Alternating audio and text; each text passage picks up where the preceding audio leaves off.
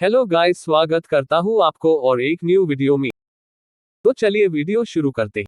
अगस्त्य हिंदू धर्म के एक प्रतिष्ठित भारतीय ऋषि थे। दो भारतीय परंपरा में वह एक विख्यात वैरागी और भारतीय उपमहाद्वीप की विविध भाषाओं के प्रभावशाली विद्वान हैं। वह और उनकी पत्नी लोपामुद्रा संस्कृत पाठ, ऋग्वेद और अन्य वैदिक साहित्य में भजन 1.165 से 1.191 तक के प्रसिद्ध लेखक हैं। अगस्त्य को सिद्ध चिकित्सा का जनक माना जाता है। अगस्त्य का उल्लेख प्रमुख रामायण और महाभारत सहित कई इतिहास और पुराणों में मिलता है। 4-5 वह वैदिक ग्रंथों में 7 सबसे प्रतिष्ठित ऋषियों सप्तऋषि में से एक हैं। 6 और शैव परंपरा में तमिल सिद्धों में से एक के रूप में प्रतिष्ठित हैं, जिन्होंने पुराने तमिल के प्रारंभिक व्याकरण का आविष्कार किया था। भाषा अगत्याम आद्य युग श्रीलंका और दक्षिण भारत में शैव केंद्रों पर तंत्रापण्यन चिकित्सा और आध्यात्मिकता के विकास में अग्रणी भूमिका निभा रही है। वह शक्तिवाद और वैष्णववाद के पौराणिक साहित्य में भी पूजनीय है। साथ वह दक्षिण एशिया और दक्षिण पूर्व एशिया के हिंदू मंदिरों जैसे प्रारंभिक मध्ययुगीन युग के जावा, इंडोनेशिया के शैव मंदिरों में प्राचीन मूर्तिकला और नक्काशी में पाए जाने वाले भारतीय संतों में से एक हैं। वह प्राचीन जावानीज भाषा के ग्रंथ अगस्त्य पर्व में प्रमुख व्यक्ति और गुरु हैं, जिसका 11वीं शताब्दी का संस्करण जीवित है। 8-9 अगस्त्य को पारंपरिक रूप से कई संस्कृत ग्रंथों का लेखक माना जाता है, जैसे वराह पुराण में पाई जाने वाली अगस्त्य गीता, स्कंद पुराण में निहित अगस्त्य संहिता और द्वैध निर्णय तंत्र पाठ। 4 उनकी पौराणिक उत्पत्ति के बाद उन्हें मंद, कलसजा, कुंभज, कुंभयोनि और मैत्रावारुणी भी कहा जाता है। अगस्त्य के लिए कई अलग अलग व्युत्पत्तियां सुझाई गई हैं। एक सिद्धांत में कहा गया है कि जड़ज या अंज है, जो उज्ज्वल दीप्तिमान को दर्शाता है और अगस्त्य को अंधेरे में चमकदार से जोड़ता है, और अगस्त्य पारंपरिक रूप से कैनोपस का भारतीय नाम है, जो आसमान में पाया जाने वाला दूसरा सबसे शानदार चमकता सितारा है। भारतीय उपमहाद्वीप में सीरियस के बगल में 12 एक तीसरा सिद्धांत इसे ईरानी शब्द गस्टा के माध्यम से इंडो यूरोपीय मूल से जोड़ता है, जिसका अर्थ है पाप, बेईमानी, और एक गस्टा का अर्थ होगा पाप नहीं, बेईमानी नहीं। 13 चौथा सिद्धांत, जो रामायण के श्लोक 2.11 में लोक व्युत्पत्ति पर आधारित है, कहता है कि अगस्त्य आगा, अचल या पर्वत और गम चल से हैं, और ये जड़ें मिलकर पहाड़ों को हिलाने वाले का संकेत देती हैं, या चलने फिरने वाला अचल। 14 इस शब्द को अगस्ती और अख्तियार के रूप में भी लिखा जाता है। अगस्त्य ऋग्वेद के कई भजनों के नामित लेखक हैं। ये भजन उनकी जीवनी प्रदान नहीं करते। 17 अगस्त्य की उत्पत्ति ऋग्वेदिक सप्तर्षियों में से एक पुलस्त्य उनके पिता हैं। उनका चमत्कारी पुनर्जन्म देवताओं वरुण और मित्र द्वारा किए जा रहे एक यज्ञ के बाद हुआ, जहां दिव्य अप्सरा उर्वशी प्रकट हुई। 18 वे उसकी असाधारण कामुकता से अभिभूत हो जाते हैं और स्खलित हो जाते हैं। उनका वीर्य एक मिट्टी के घड़े में गिरता है, जो गर्भ है जिसमें अगस्त्य का भ्रूण पलता है। कुछ पौराणिक कथाओं में उनका जन्म उनके जुड़वां ऋषि वशिष्ठ के साथ इसी घड़े से हुआ है।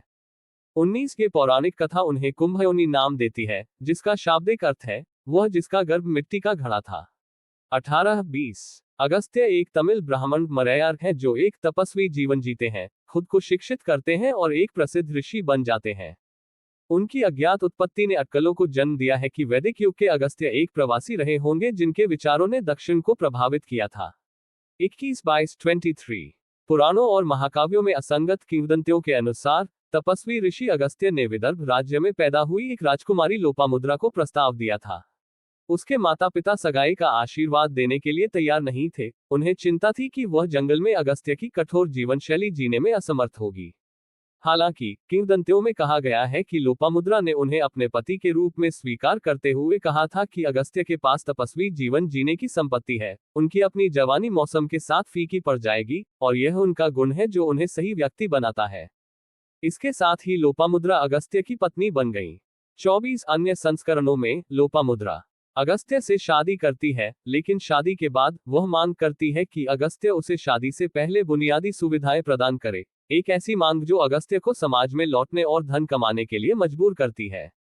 25 अगस्त्य और लोपामुद्रा का एक पुत्र है जिसका नाम दृश्यु है, जिसे कभी कभी इद्माह भी कहा जाता है। महाभारत में उनका वर्णन एक ऐसे लड़के के रूप में किया गया है जो गर्भ में रहते हुए अपने माता पिता से वेदों को सीखता है और मंत्रों का पाठ करते हुए दुनिया में पैदा होता है। 26 अगस्त्य के पास एक आश्रम था, लेकिन प्राचीन और मध्ययुगीन युग के भारतीय ग्रंथ इस आश्रम के लिए असंगत कहानियां और स्थान प्रदान करते हैं। 2 किंवदंतियां इसे उत्तर पश्चिम महाराष्ट्र में गोदावरी नदी के तट पर, नासिक के पास अगस्त्यपुरी और अकोले नामक छोटे शहरों में रखती हैं।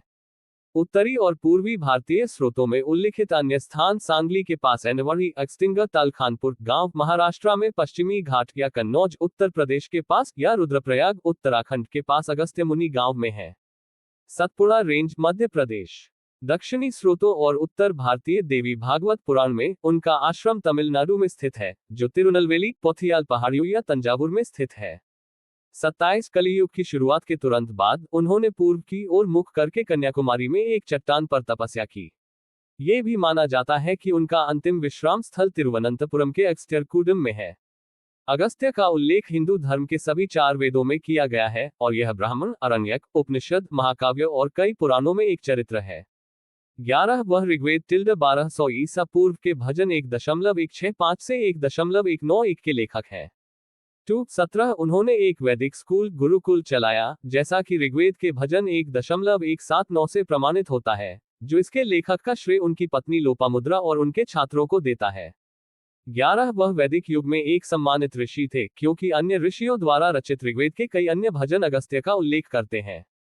अगस्त्य द्वारा रचित भजन मौखिक खेल और उपमाओं, पहेलियों और वाक्यों और उनके आध्यात्मिक संदेश में अंतर्निहित आकर्षक कल्पना के लिए जाने जाते हैं। 28 उनकी वैदिक कविता 2 विषयों के लिए विशेष रूप से उल्लेखनीय है। 28 भजनों के एक सेट में अगस्त्य ने देवताओं इंद्र और मरुत के नेतृत्व वाली 2 सेनाओं के बीच संघर्ष का वर्णन किया है, जिसे जीएस घुरिये जैसे विद्वानों ने आर्य इंद्र और दास रुद्र के बीच संघर्ष के रूपक के रूप में व्याख्या की है। 22-30 अगस्त्य सफलतापूर्वक उनके संघर्ष को सुलझाते हैं, एक भेद देते हैं जिसमें वह दोनों के बीच समझ और प्रेम कृपा के लिए प्रार्थना करते हैं। ऋग्वेद के मंडल 1 में उनके द्वारा रचित 27 भजनों में से 21 का अंत उनके हस्ताक्षर के साथ है, जिसमें उन्होंने अपील की है, प्रत्येक समुदाय जलपान भोजन और जीवंत जल को जान सकता है। 28 इन विचारों के कारण उन्हें आर्य और दास दोनों का संरक्षक माना जाने लगा। 31 हालांकि कुछ विद्वान एक ही भजन की व्याख्या किन्हीं 2 परस्पर विरोधी विचारधाराओं या जीवनशैली के रूपक के रूप में करते हैं, क्योंकि अगस्त्य कभी भी आर्य या दास शब्द का उपयोग नहीं करते हैं और केवल उभयवर्णित शाब्दिक रूप से दोनों रंग वाक्यांश का उपयोग करते हैं। 22-32-33 स्थायी मेल मिलाप के साधन के रूप में आपसी समझ का विषय और विचार अगस्त्य के नाम के साथ हिंदू धर्म के ऐत्रेय आरण्यक के खंड 1.2.2 में फिर से प्रकट होता है। आगे क्या हुआ हम अगली पार्ट में देखेंगे। गाइस वीडियो अच्छा लगे तो लाइक करके चैनल को सब्सक्राइब कर देना। गाइस मिलते हैं और एक न्यू वीडियो में, बाय बाय।